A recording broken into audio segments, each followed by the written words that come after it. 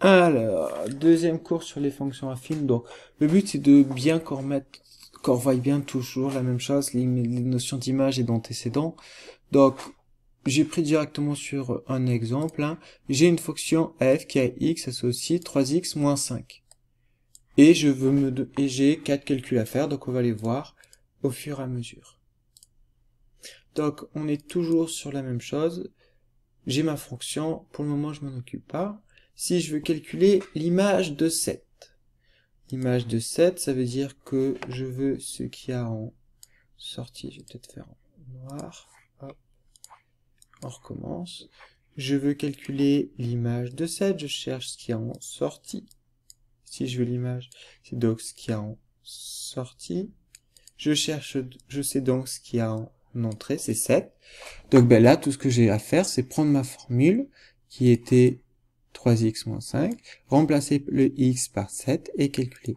Je vais donc faire 3 fois 7 moins 5.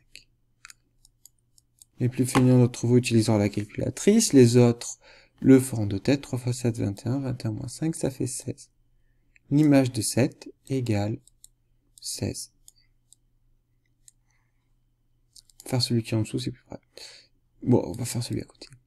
f de moins 3, ça on l'a vu plusieurs fois, je vous ai toujours dit, celui qui est entre parenthèses, c'est l'antécédent. Ça veut dire que moins 3 est un antécédent. Moins 3 est en entrée.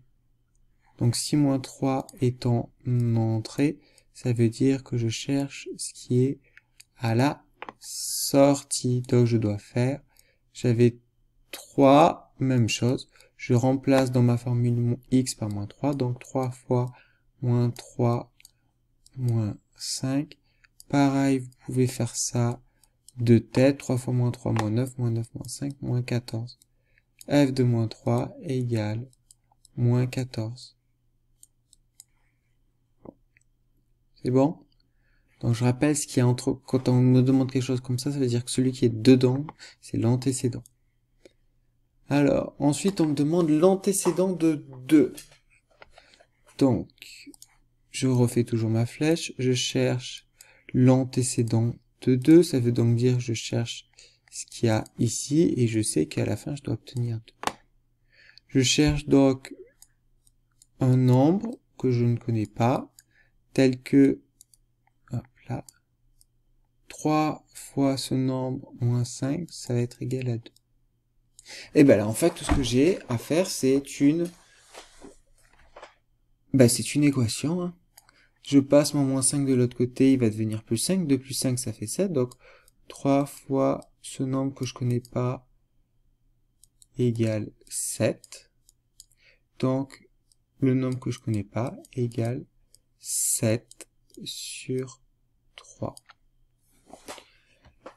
Bah là, je peux faire quoi? Je peux rien en faire. Donc, je arriver ici, 7 sur 3, ça fait un nombre infini. Donc, l'antécédent de 2, et ben, ça va être une fraction. Ça va être 7 tiers. D'accord?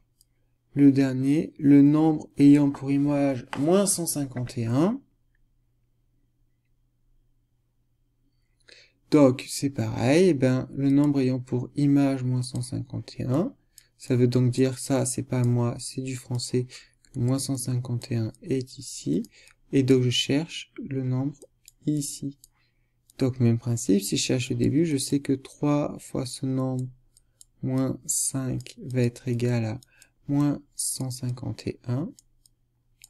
Donc, 3 fois ce nombre, je passe mon moins 5 de l'autre côté, il devient plus 5. Moins 151 plus 5, ça fait moins 146.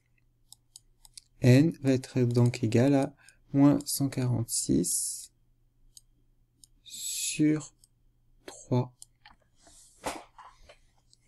D'accord? Là, on pourrait appliquer ce qu'on a vu, plutôt que de prendre sa calculatrice.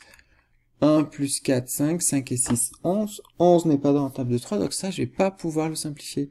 Donc ce nombre qui est pour image moins, c'est moins 146 sur 3. Ok?